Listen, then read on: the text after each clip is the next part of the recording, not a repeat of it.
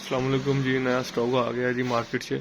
तो वेखो बैग जे बड़े सोहने सोहने बैग जे 1500 2000 3000 के मुख्तलिफ रेट जे देख लो कि जो तुहानू चंगा लगे तुसीं सानू रब्ता कर सकते हो।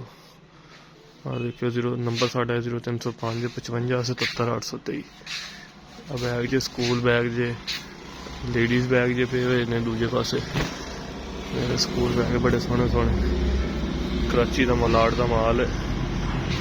हाफ फ्राकां पईयां होईयां जी और लेडीज़ बैग पे हुए जी। हाँ देखो जी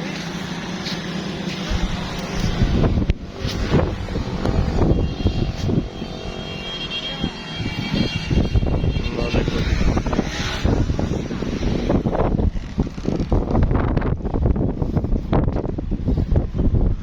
सारे बैग पे हुए जी। जो तुहानू पसंद आवे रब्ता कर सकते हो।